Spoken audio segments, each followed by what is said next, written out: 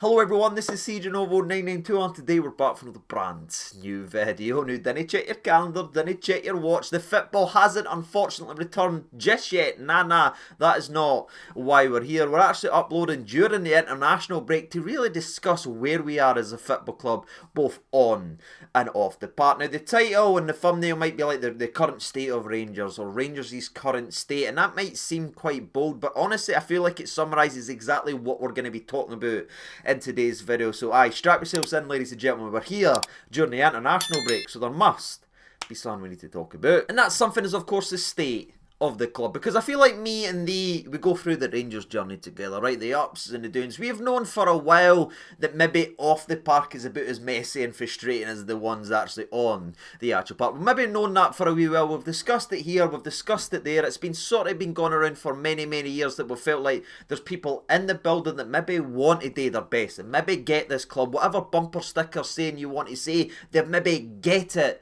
in that aspect, but they're not qualified and they're not got enough experience and they're not good enough at their job to take us off the park where we need to be if we want to start seeing results and start seeing real results on the actual park, right? We've known that for a while, but you know what's different now than what's been happening over the last year or two is it's all coming out and it's all in the public, you know what I mean? There's key individuals leaving, there's all this gaps, there's all this speculation, there's all these rumours, and that is why we're having to make these types of videos here, because normally this mess that's gone on, we can almost turn a blind eye to it because it's not getting reported, but we're not really hearing the names, we're not really hearing that. But ladies and gentlemen, by God, is it not quite glaring in our face just how much of a mess we currently are in. And I'm going to pull it back to discuss a couple of things we might have heard and we've actually discussed previously on the channel, but it really tells the story of where we are as a club, because I want to go all the way back to May, which you all know is the month that James Bisgrove left. But you know, there was two key individuals leaving our club during that month. We'll discuss that in another minute, because we're going to talk about Bisgrove obviously very briefly. We've done it several times on the channel, but he left the club and he left Rangers with their sort of pants pulled down, if you will. We're scrambling, the CEO has actually left. What a surprise, what a shock, and etc, all the stuff we were actually told, even though we as fans I've heard rumblings and rumours for weeks about Bisgrove going to be leaving. Rumblings and rings for even a year gone to the previous summer. There was always these types of potential rumours. Now again, there were rumours, there were whisperings, there were murmurings, right? And no necessarily meaning he was going to be joining side. It could have been joining anywhere else. But when you get that amount of smoke, surely as a club the size of Rangers, you would be carrying a fire extinguisher just in case, with the amount of smoke you've been falling for nearly a year. But we hadn't done that, and we were caught surprised, and we were caught without a CEO. That was back in May. It's October. We still didn't have one. But to be fair, to give the full context to the story, obviously someone was in the role of a CEO. As former Rangers chairman Mr. John Bennett almost absorbed the position of CEO and was then CEO and chairman over the next 4 months. We are Rangers. We are not a part-time Sunday league squad that's getting together every week with random pals for the pub. That should never be happening. But obviously we'll speak about Mr. John Bennett in the next couple of minutes, because I want to pull it back to another position that was created, or a job, or someone that's left and leaving a massive gap in our team, and that is going to be the academy director, as he went ahead and joined Feyenoord. Again, imagine not many have actually heard of that, or even surprised to hear that our academy doesn't have a director. Now again, some people might say, oh well, CJ, I'm not interested, I want to focus on this, I want to focus on... They never make it here anyway, we never give you a chance, and I get why people are wanting to say all that, but still, if you look at it in terms of a very important position in a club, that there is a pretty damn important one, you know what I mean? A director of an entire academy is just sitting there with an empty office right now, and that's just a summary, that's just an afterthought, that's just something we didn't even talk about. But that's where we are as a club, that's the mess that we are in, that our academy doesn't have a director, hasn't he, for 5 months, but there's so much other crap going wrong, we've not even done anything about it. But so in May 2024, we lost the CEO and the director of the academy, or the academy director, whatever phrasing you actually want to use. That is enough, again, for more than one season of messery and nonsense. Never mind what's going to happen over the next couple of months, where again we obviously lost our chairman, Mr. John Bennett, who stepped down due to health reasons. Now again, I have made an individual video on this, so I'm not going to go into too much detail. I'll try and keep it pretty brief, but I'm going to back the same stuff that I said during that video and just say, I know people are saying, oh, it was nonsense. It's clearly a smokescreen, CJ. Get your head out the dirt. He's no well, blah blah blah blah blah blah. He's just stepping down because everything's gone wrong. And again, I can't change people's opinions of that. All I can tell you is my opinion, and what we've been told is he's facing a health battle. That's what his family is going through, so I'm going to respect that battle and respect that illness and wish whatever he has gone through and wish his family all the absolute best during that battle. But again, that was a man who was doing the job of not only chairman but CEO. Two vital positions in a team gone a couple months later as we lost him in September. May to September, no CEO put in, nothing got put into place for in terms of the director of the academy, and now we sit going into October with the fresh news that this week is we are now lost the director of football operations, which is a terrifying statement, and I can understand why people are losing their mind, because it doesn't sound very nice, does it? No permanent chairman, no CEO, no academy director. Now we just lost our football director of operations, or we will be losing him soon as he's made his intentions clear. He will be leaving the club before the end of the season to follow his opportunities elsewhere, right?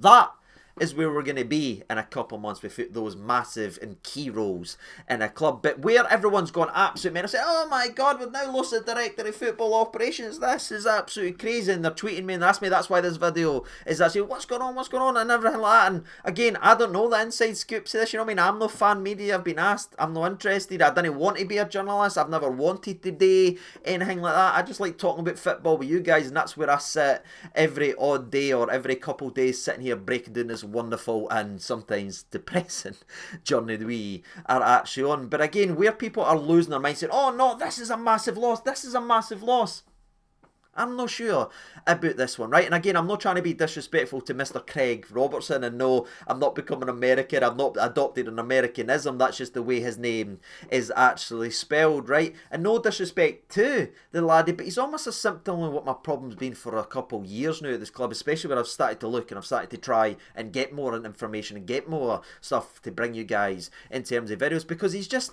a guy that's maybe came in, right? And he came in 2016 from Falkirk to be the business and education side, right? The head of business and education. That's what he was brought in to be. And within a couple of years, the laddie bumped his way all the way up to the director of football operations, which is a vital role in a club. And again, he's maybe works hard, maybe he's a great guy, maybe he turns up in time, but what's his qualifications for such a massive role in our team, you know what I mean? And it feels like that's what we seem today.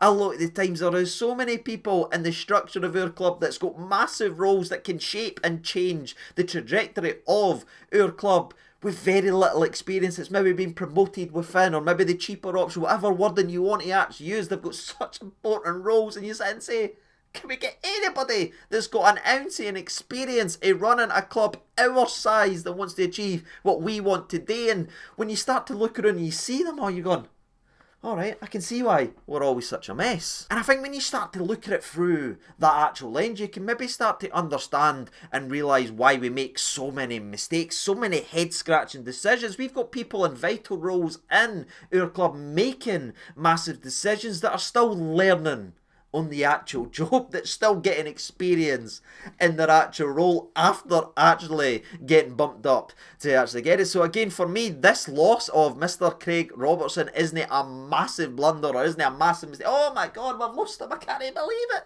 Aye, we've lost him, right? Go ahead, wish him all the best. Can we actually get someone in today, the job, that's got experience and knows how to do that job, that's worked at a club before, that knows how to tidy up the business? And I think if you look at all the messes we've got and all these gaps and massive gaps we've got in several key departments of our wonderful football club, if we start getting the right people with experience in those roles, we might actually see that mess tidied up pretty damn quickly. And again, that will eventually bleed on to the part where we start to fix some of that actual nonsense. And that, for me, it starts with the likes of the CEO. We need to get a CEO in there that's got experience of running a club our size, that can then start to oversee and help the other areas that are clearly needing somebody with an experience to to tidy up and get the right positions, for right people, I should say, and right experience in those positions. But again, I've been saying the same for the last 4 or 5 months, and it's not actually happened just yet. It is truly an embarrassing situation, and I didn't want to be sitting here needing to talk about it. You know what I mean? I like covering the last weeks with football and everything like make you laugh, try and distract you for however you like. That's what I like to actually do, but I'm having to talk about more serious type stuff because, again, our club is getting ran madly, troops, and so many bad decisions are starting to reap what they sow. You know what I mean? We've kicked the can too many times, took too many risks, too many experienced people on. Now we're a mess both on and off the park, and now those people are starting to leave, and now there's massive gaps there needing to be filled. Again, as I've already said too many times, what needs to be filled is no friends acts, no promotions. I don't need the guy that's cutting the oranges getting the big job and an opportunity. As much as that's a great story on paper, this isn't a Cinderella movie. I need somebody that knows what they're actually doing, and I think you start to tidy up that mess, and hopefully that fixes us as a club. But aye, that's my opinions on it, ladies and gentlemen. That's my opinion on the current state of Rangers. It is a frustrating mess right now. We seem to be fumbling about in the dark, but there's key areas that's left open now that if we just make the right appointment,